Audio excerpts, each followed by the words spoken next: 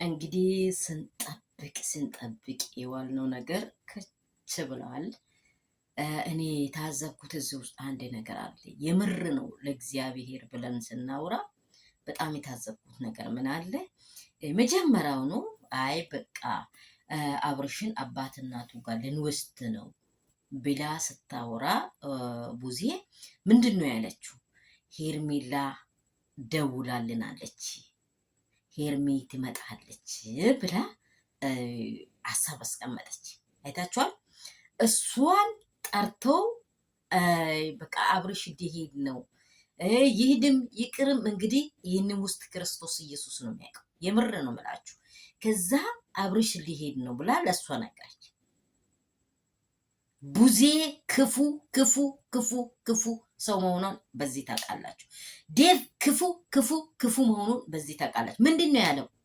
አንቺም ጋር መኖሩ እኛ አንጠለ ይምጣ ብቻ ዲኖ ይምጣልን ብቻ እያለ እያስተባበለ ቆይታ በኋላ ነው ሩታ ከች ያለችው።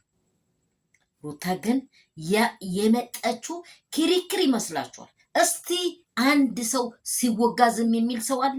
እየወጋሁ ጸጥ ትላለህ? በቢላ እንደዚህ ሲሰቀስቁ ዝም ትላለህ? አትልም። የምር ይሄ ትዳር የፈረሰው ለቴዲና ለዴቭና ለቡዜ ነው። ቢፈርስም ደግሞ አይፈርስም። አባቱ ጋር አብርሽ መሄዱን ሄድ እንጂ ሩታ አንድ አምላክ ይፈርዳል፣ ሁለተኛ ደግሞ ልጇ ይፈርዳል፣ ሶስተኛ ደግሞ ራሷ ምስት መሆኑ ይፈርዳል። የመጀመሪያ አምላክ፣ ቀጥሎ ልጇ፣ ቀጥሎ አባት እናቱ ለሩታ እንደሚፈርዱ 100 እጥፍ። ለምን ሰው በነውር አይኖርማ? ሰው ነውሪን ተሸክሞ አይኖርማ? የኔ ልጅ 2 ሚስት በዚህ በግራ እጅ 1 ሚስት በሁለተኛ እጅ 1 ሚስት ይሸከም አይልም አባት ነበር አይልም። መጠየቅ አለባት። መምጣት የሚትሄድ ከሆነም ሩታ ሀሳቧን ሁሉ አውቃ በትክክል ቤተሰቦቹ ጋር መውሰድ እኮ አልጠለችም። እንሂድ ስትል እየጎተቷት፣ እንሂድ ስትል እየጎተቷት፣ ቤቱን እየበጠበጡ ያሉ ዴቪና ቡዜ ናቸው።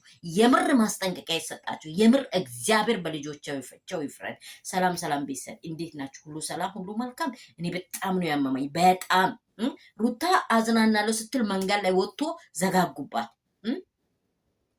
የኔ ፋሚሊዎች ተባረኩልኝ፣ ወዳችኋለሁ። ሰላማችሁ ብር ትርፍ ይበልልኝ። በጣም በቃ ውስጤ በጣም ስለተናደደ ነው። መጨረሻው ላይ ተናግራለች። አንድና አንድ የትም ውሰዱ፣ ወር ይቆይ፣ አመት ይቆይ፣ 1 አመት ቆይ፣ 1 ሰዓት ይቆይ፣ 1 ሰከንድ ይቆይ፣ አብርሃም የኔ ነው።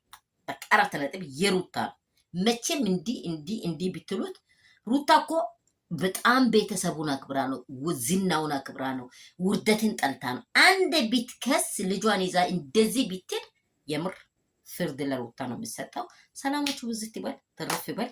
የሚሆነው ደግሞ ይታወቃል። መጨረሻ ሩታ አብርሽ የሩታ ነው። መስማት አለባችሁ።